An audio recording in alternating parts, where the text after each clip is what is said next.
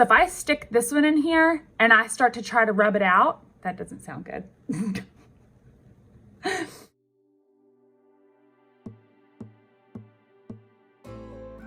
It kind of turned into a basic smoky eye tutorial, but there is a lot of blending 101 within this video. If you want to see how I got this look, stay tuned. So you have a couple options for eyeshadow primer. I do prefer an eyeshadow primer. I just do. I like the tackiness that I get on my lid from it. My one piece of advice is go with an eyeshadow primer proper and not just your concealer or your foundation if you really want to have a nice tacky base that is going to fight creasing. My personal favorites are my MAC Paint Pot, and I use the shade Painterly. It will cancel any kind of discoloration you have on your lids. The Urban Decay Primer Potion, I have used it in the shades Eden and also in the original formula. The OG original shade, I would call it, it does sheer out to a transparent base. So this isn't going to cancel discoloration on your lids the way that your MAC Paint Pot might. And then I have been using this Lorac Behind the Scenes Eye Primer. The Lorac Behind the Scenes Primer is very, very similar in consistency and also in color. I would say there is no color. I have them both on the back of my hand and you have no idea. They both sheer out, completely transparent. So to get started, I'm just gonna go ahead and use the Lorac Behind the Scenes Primer. I like to apply a primer like this just with my fingertips because it does just sheer out anyways. When I'm using my MAC Paint Pot, I definitely like to use a brush with this one, and I prefer the Anissa Angles Concealer Brush. So if you are going to use a brush for your primer, I would suggest a dense brush for something like the MAC Paint Pot.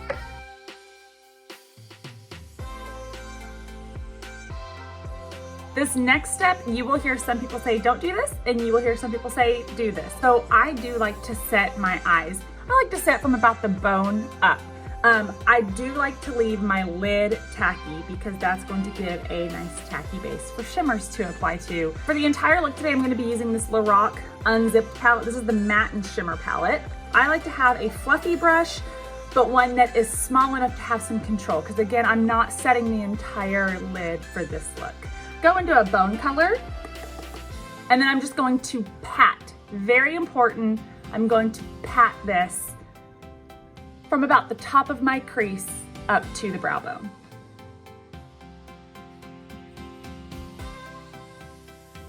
I like to set up here because it's going to help the transition shade blend more smoothly toward the brow bone. If you still had a really tacky base up here and you go in with your transition shade, I don't want to say you'll have a harder time blending it out. It'll take you longer. Completely doable, especially if you're using a high quality shadow. It will blend. It's just going to take you a little bit longer. Your transition shade is going to be one that will come above your crease. It should. The reason that we set up from about the bone up is because that gives a nice smoother base for your transition shade to blend. Your transition shade should be a little darker than your skin tone, but you don't want it to be super duper dark. You want your transition shade to be a matte eyeshadow, otherwise you're gonna have a whole lot of shimmer going on above the crease. So I'm gonna go into this shade for my transition. I like to use a fairly fluffy brush for this because your transition should be somewhat blown out, but you wanna keep it crease and above. When I apply my transition shade, I'm gonna hold my brush far back. Don't choke up on the ferrule here. Bring it back. You're actually gonna have more control when you do that, and you're gonna have a lighter touch, and that's what you want whenever you're applying this transition shade. And I'm gonna hold it at an angle here. I want to be hugging that bone, and you can windshield wiper this shadow now because we have set the brow bone with that bone color. If the base were not set yet, you would have a really tacky area, and windshield wipering back and forth is gonna give you some jumps, some skips, and probably a little bit of patchiness.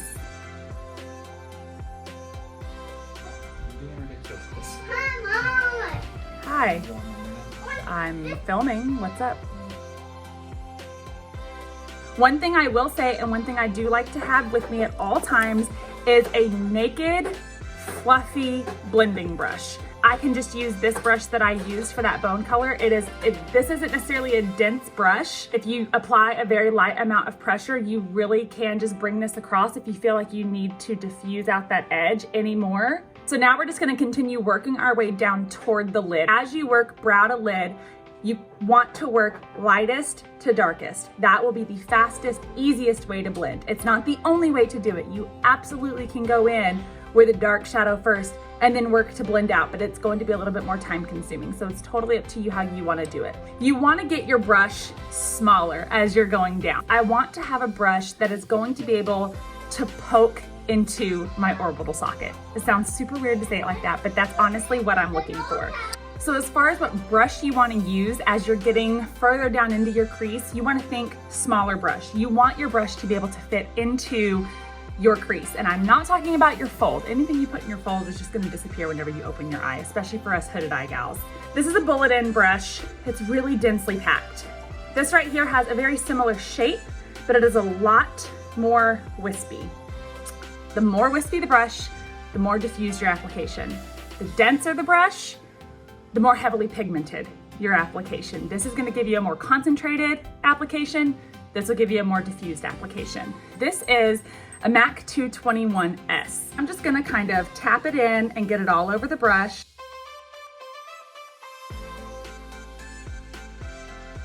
Also, I'll note here too that I'm going directly at my eye, deep in that socket. And now we have worked our way all the way down to the lid. And remember, we have no eyeshadow down here, so we should be still pretty tacky. At this point, since we're gonna be working on the lid, if you wanna go into a shimmer, go into a shimmer. If you wanna stick with a matte and you just wanna diffuse a shimmer over into that, then you can also do that. I'm gonna stick with the matte, and I'm gonna go into this nice, rich brown right here. And I'm gonna keep it on the outer corner of the eye. As far as what brush I'm using, I've picked up what's called the Blend and Tap brush. Both ends are very densely packed. I'm going to get a more pigmented application because these brushes are so densely packed. This here is kind of a C-shape brush, so this is really, really nice for laying down pigment. You wouldn't necessarily want to use this to blend pigment, but for laying down and packing on color, it is phenomenal. Same with this brush here, but here you have more of a dome. This is domed. You have more of a point here. I'm gonna pick up the eyeshadow on just one side of that dome. Because of the shape, I can literally take this brush and lay it right on the outside here to get an idea of where I want the shadow. And then I'm just gonna start patting this on. I want you to notice too how I'm holding the brush really, really far back. I'm not choking up on the ferrule again. I've got a lot of control here. Once I have packed most of the pigment on in the angle that I want it to be, so I'm bringing it to that crease, I'm not bringing it above, it's meeting that crease, I'm going to rotate my brush and start working inward ever so slightly. You can see I'm doing flicking motions.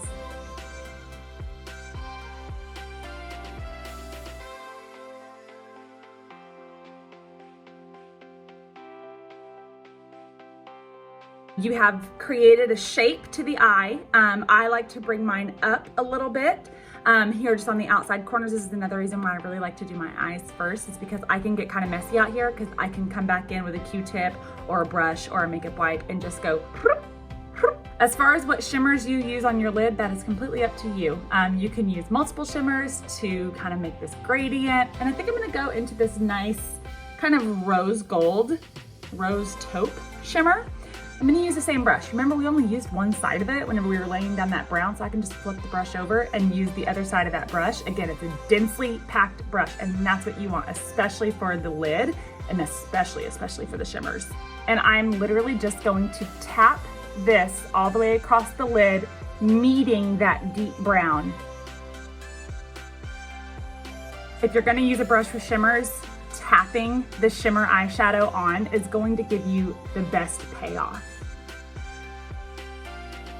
Now that I've laid that shimmer down, I do like to go back over that outer corner with the matte one more time just to make sure that I'm intensifying that really deep chocolate brown out there. I want to turn it this way so that I can work to blend this in. I'm gonna take it and I'm just gonna do flicking motions.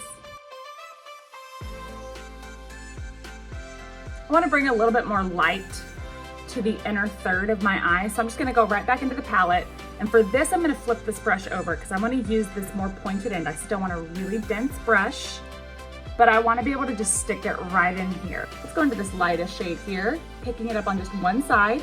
And I'm always patting in my palettes. So I'm picking it up by patting, and then I'm going to place it also by patting.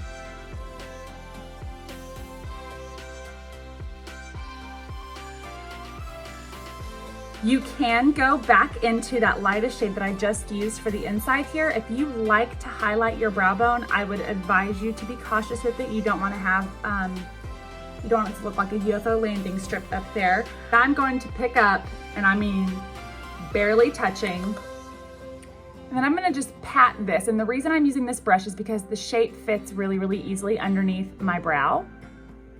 And then what I can do is take that big naked blending brush that we just always have on hand, and I'm gonna flick to make sure that everything is blended really, really smoothly up here. If you'd like to have a really defined lash line, but you don't necessarily want to put on eyeliner, using eyeshadow is a great alternative. You have several options for what kind of a brush you would want to use for this step as well. This is a flat, it's almost like a concealer brush. It's a flat shader type brush, but it still has a little bit of girth here. Let's go into the deepest shade in here. And this just gives me a lot of surface area to work with, so I'm not having to swipe quite as much. You can always use a smaller brush, say like this one here.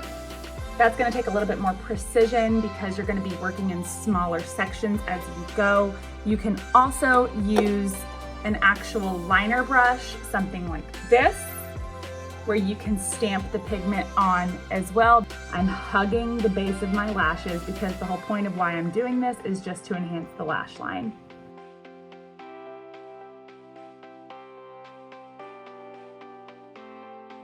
I want to show you how you can clean up the edges out here. This is a little galactic brush, and you can see it is just a flat, straight brush. And I'm gonna take this without adding anything to it and perfect and edit without having to add any product, and it's just kind of using the natural oils on my face. If I need to add some makeup remover or something like that, then I swipe the brush on the face swipe, picks up just enough because you don't want to saturate it, otherwise you're going to start having bleeding. That makeup remover will bleed into what you're trying to clean up.